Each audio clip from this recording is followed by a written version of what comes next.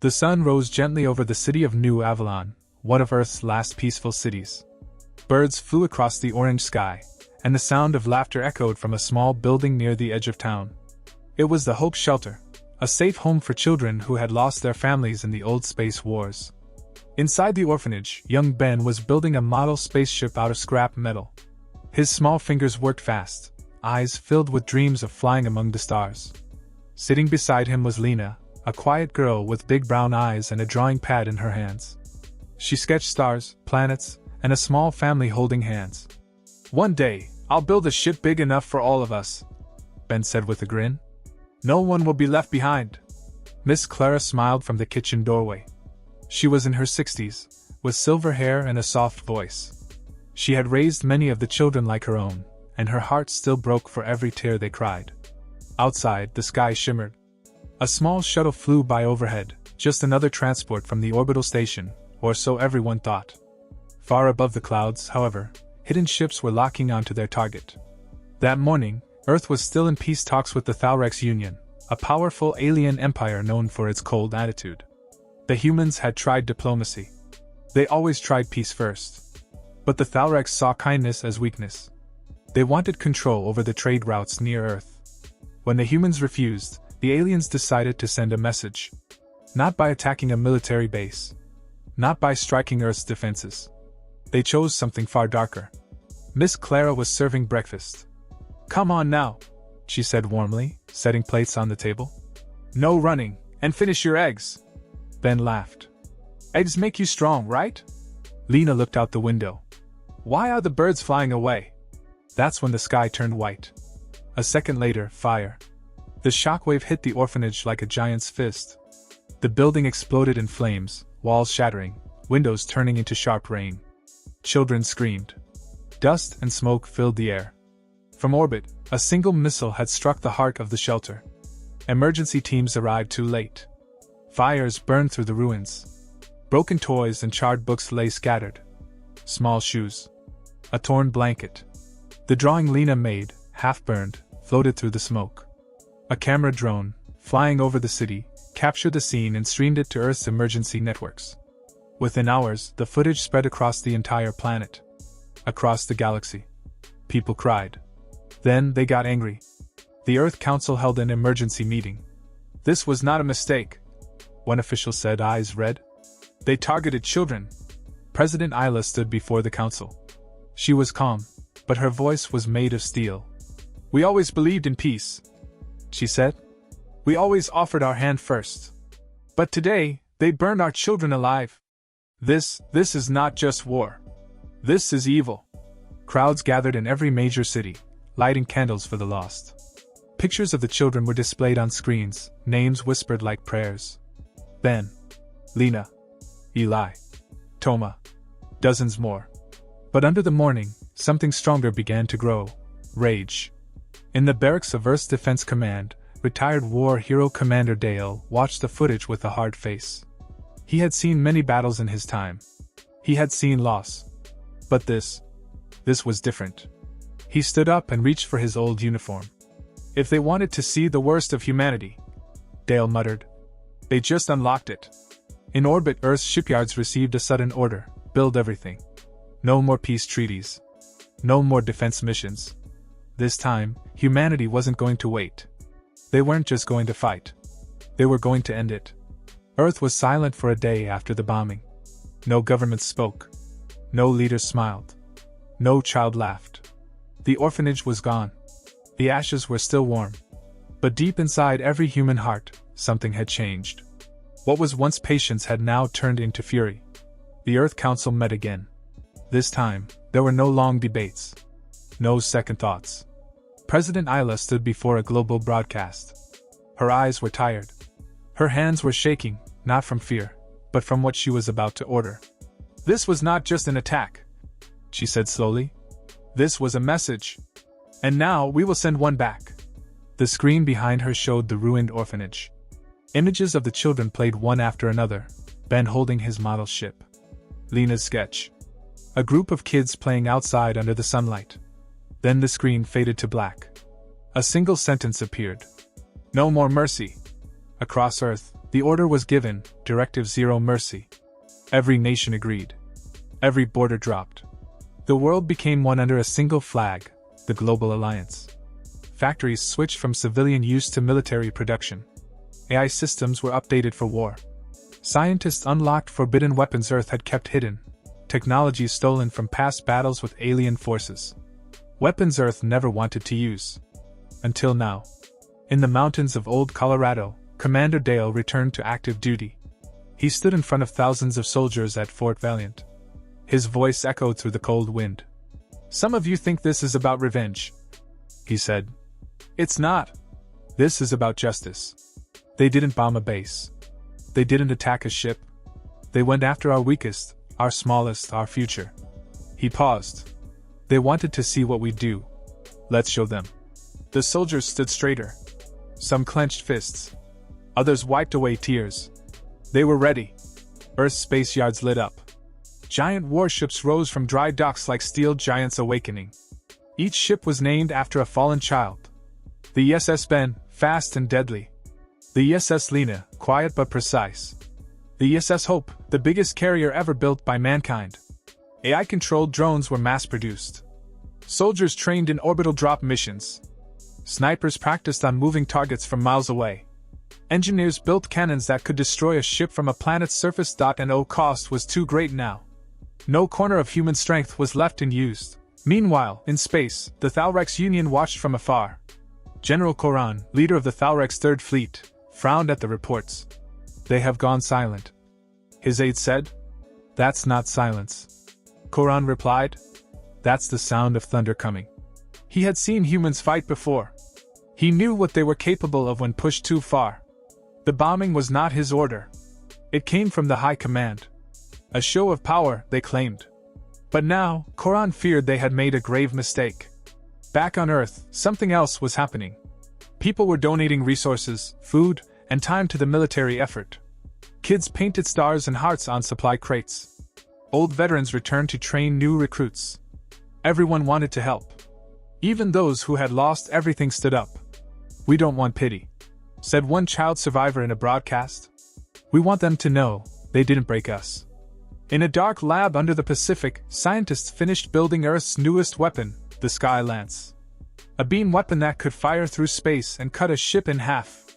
Once tested, it would be mounted to the flagship of the human fleet. Its name? Orphan's Wrath. That night, President Isla looked out her office window. Far in the distance, she could see the lights of the old orphanage, now just ruins. A memorial had been placed there, glowing softly in the dark. She whispered, "Forgive us, little ones. We tried peace. Now we bring fire." Across the stars, the galaxy held its breath. The humans were coming. And they weren't the same as before. The silence of deep space was broken. A fleet of dark gray ships moved through the stars, flying in perfect formation. On each hull, the Earth emblem shone bright, a blue circle surrounded by fire. These were not explorers. These were not diplomats. These were soldiers. This was vengeance. The human fleet entered 𝗧𝗪-controlled space at the edge of the solar system. Their target, Draxon 4, a small moon used by the 𝗧𝗪 to store weapons, fuel, and soldiers. The moon wasn't heavily guarded. The aliens believed humans wouldn't attack so soon, or so directly. They were wrong. From the bridge of the SS Hope, Commander Dale stood in silence. Beside him, holograms showed the moon's defenses, shields, gun towers, and patrol drones. "Are we ready?" Dale asked. "Yes, sir," replied Captain Mara, a young officer with sharp eyes. "All systems green." He looked at the image of Draxon 4 one last time. "No warnings," he said. "No mercy." The attack began with thunder. The Sky Lance fired from orbit. A beam of white light shot through space and cut straight through one of the 𝗧𝗪's towers. It exploded in seconds. Missiles followed. Human fighters screamed across the sky, dropping bombs with terrifying accuracy. Drones swarmed like hornets, tearing apart defense turrets. Within minutes, the moon's surface was covered in flames and smoke. The 𝗧𝗪 soldiers tried to fight back, but they were outmatched. Human marines landed in drop pods, hitting the ground with shockwaves and charging through enemy lines with powered armor and pulse rifles. No one was spared. A live signal from Earth broadcasted the battle across the galaxy. Before each strike, screens on the human ships displayed the names and photos of the orphanage victims. This is for Lena. Boom. This is for Ben. Boom. The galaxy watched in silence and fear. On the 𝗪𝗪 home world, General Koran slammed his fist on the table. They've already taken Draxon 4? His officers nodded in panic. They showed no warning. No demands, one said. They just attacked. They didn't come to talk, Koran muttered. They came to punish. He knew this was only the beginning. Meanwhile, back on Draxon 4, Commander Dale stood among the ruins. The human flag was raised over the burning moon. A soldier handed him a small metal badge. One of the 𝗪𝗪 captains wore it. Dale turned it over, then threw it into the fire. Send this message to their emperor, he said. This is the first drop of blood. Many more will follow. In the days that followed, Earth attacked 2 more 𝗪𝗪 supply stations. Not one human ship was lost. Each victory carried a name: Operation Eli, Strike Toma, Justice for 𝗪𝗁. The galaxy began to whisper. Other alien races, once neutral, started to question their silence. How could they target children? Asked one alien elder. A resistance movement began forming in secret on some 𝗪𝗪-controlled planets. Posters of the orphan victims spread underground. They called it the Hope Flame. People weren't just afraid of humans. Some were starting to admire them. On Earth, the memorial site had grown. More people visited each day. Small candles, drawings, and toy ships were left on the ground. One child had written, "You took our friends. Now our family is the whole galaxy."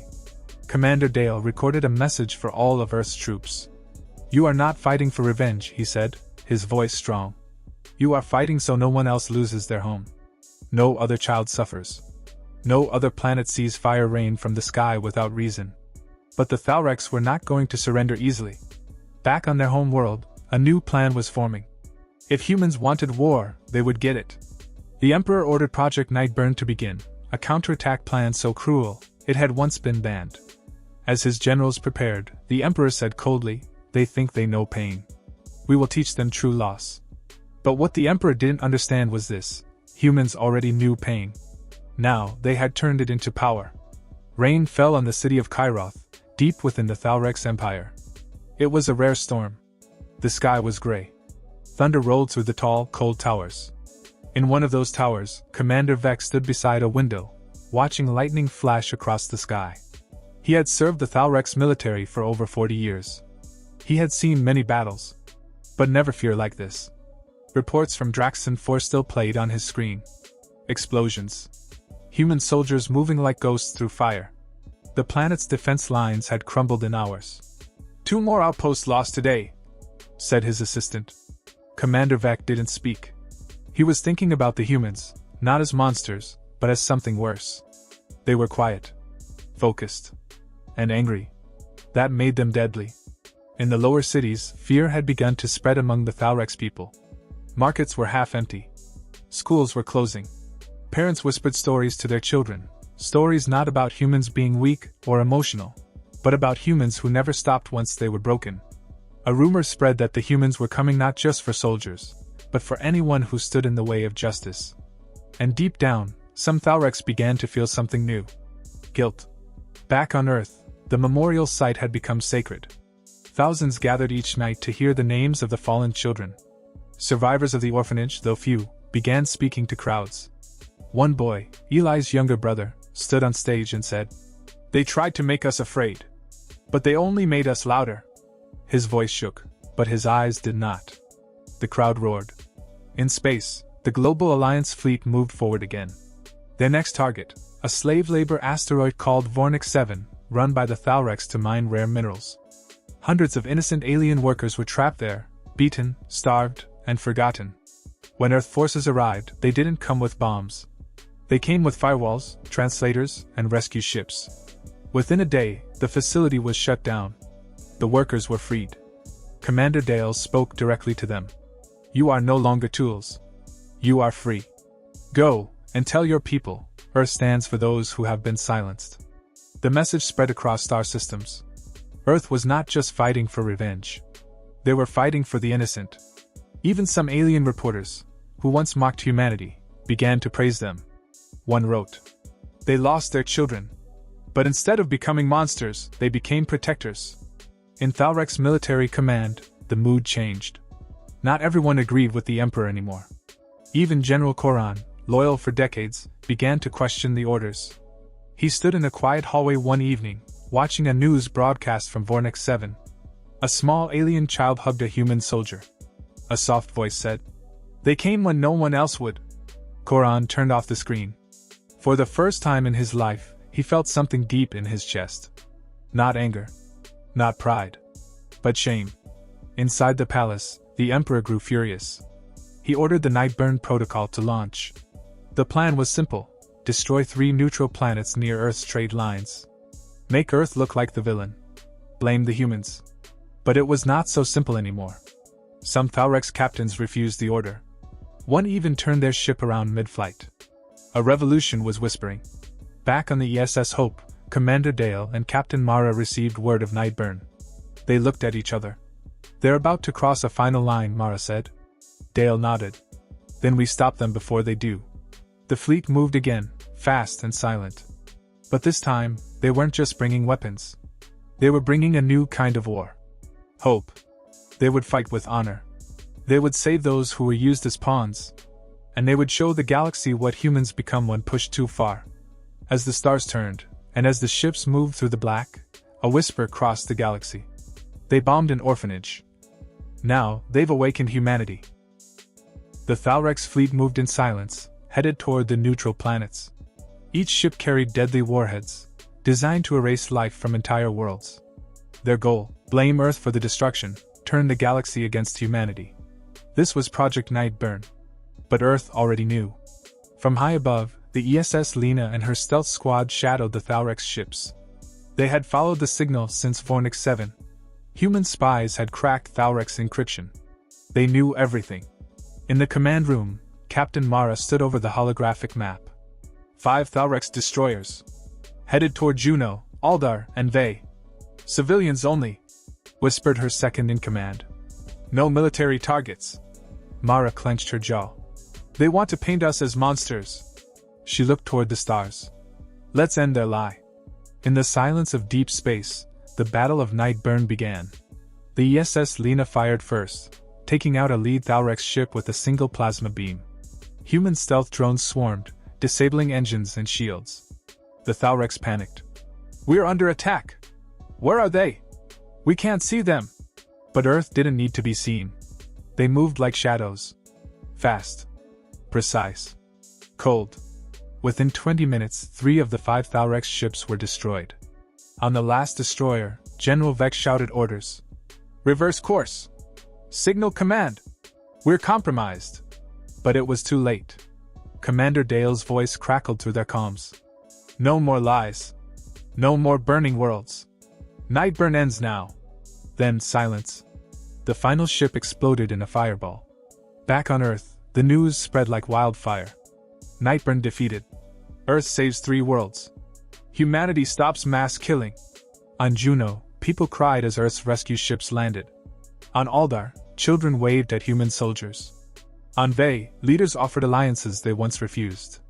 Humanity was changing how the galaxy saw them. In the 𝗬𝗪𝗪's empire, the cracks grew. Citizens saw the truth.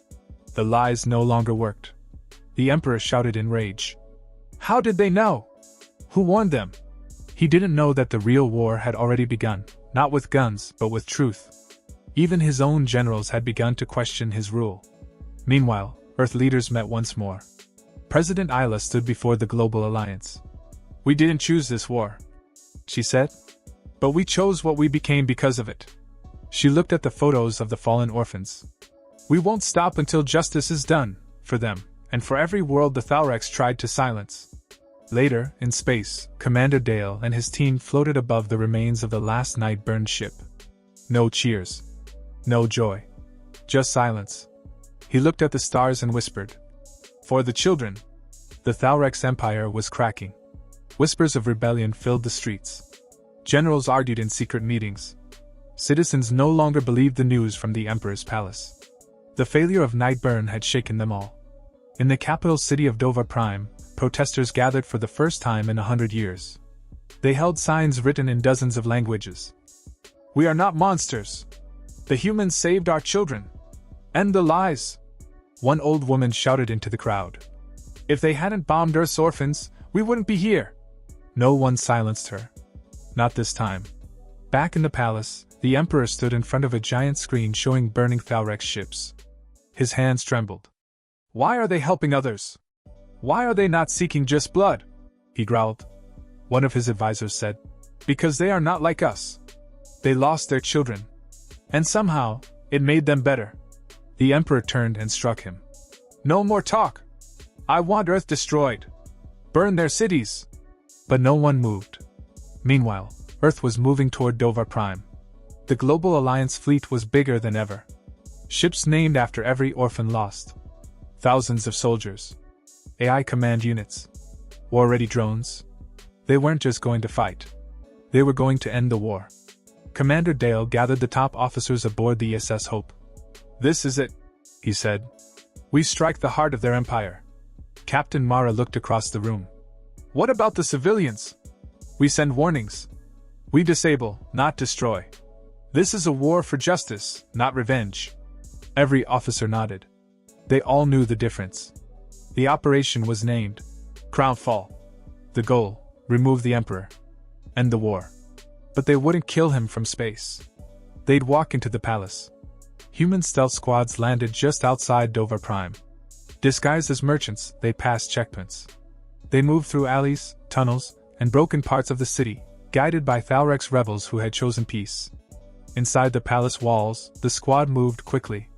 No gunfire. No alarms. Until they reached the Emperor's throne room. He stood waiting, dressed in gold armor, hands shaking. You dare come here? He growled. Commander Dale stepped forward, weapon lowered. You bombed children. This ends now. The Emperor laughed. You think killing me will stop this empire? Dale shook his head. No. We're not here to kill you. A small group of 𝗪𝗪𝗪𝗵 soldiers entered behind Dale, led by General 𝗪𝗁. 𝗪𝗁 looked at his emperor. We're here to arrest you. It ended in minutes. No blood. Just silence. The emperor's crown fell to the floor. Across the stars, the news spread. 𝗪𝗪𝗪𝗵's emperor arrested. Humans and aliens stand together. War almost over. On Earth, people cried and hugged. At the orphanage memorial, someone placed a news sign. You did not die for nothing. In space, the fleet stood down. Ships powered off weapons. Drones returned to base. Soldiers removed helmets and looked at the stars in peace for the first time in years. But the mission wasn't over. Justice had been served. Now came the hardest part, forgiveness. Months had passed since the Emperor was taken. The war was over. But the pain remained. Across many worlds, buildings still carried scars. Families mourned their lost ones. Soldiers tried to return to normal life. But something had changed, something deep. The galaxy had seen what humanity could become when pushed too far. And it would never forget. On Earth, the orphanage grounds were quiet. A large stone statue stood at the center, a circle of children holding hands, looking up at the sky. Around them, flowers, toys, and small notes lay on the ground. Some were from humans. Others were from aliens. One note read, Your pain woke up the stars. We will never forget. In the Galactic Council Hall, a special session was held. Leaders from hundreds of planets stood together. The human president, 𝗪𝗪, walked to the center. We did not ask for war, she said. But when it came, we answered. She looked around. We did not answer with cruelty, but with justice. The hall stayed silent as a new banner was raised above them. A symbol of unity, a child's hand in a soldier's palm. Human and alien. Commander Dale had retired. He lived near the ocean now, far from the command ships and war briefings. Every morning he visited the shore. He carried a small, metal tag from the war. It read Eli, age 9. He never spoke much. But every time the tide rolled in, he'd whisper. For you, little one. Captain Mara now led the Peace Corps, a fleet of rescue ships helping rebuild war-torn planets. She traveled to distant systems, bringing supplies, power, and comfort. On every ship's wall was a single phrase. They bombed our orphans. So we became the shield. Even in the old 𝗪𝗪𝗪𝗵 empire, things changed. The new leaders signed peace agreements with Earth. They opened schools, shared power, and banned war against civilians. Young 𝗪𝗏 students now learned about what happened at the Earth Orphanage. Not as propaganda, but as truth. One child raised his hand in class and asked, "Why did our people do it?" The teacher answered, "Because they thought power meant victory. But humanity taught us something else." Across space, art, music, and stories were written in honor of those lost. Poems called them the star's children. Songs played on strange instruments, sung in alien tongues, all repeating the same idea. Their cries became thunder. Their silence became war. And their memory became peace. A new holiday was made. Unity Day. Every year, people from across the galaxy pause for one moment of silence. Not just to remember the orphans, but to remember what followed, the power of grief, the fire of justice, and the light that rose from darkness. In the final scene, far above a peaceful Earth, a small satellite floated. It wasn't for war. It held names, every child who had lived in the orphanage. Whenever sunlight hit its panels, the satellite would shine their names across the dark. Even in the cold silence of space, someone would always remember.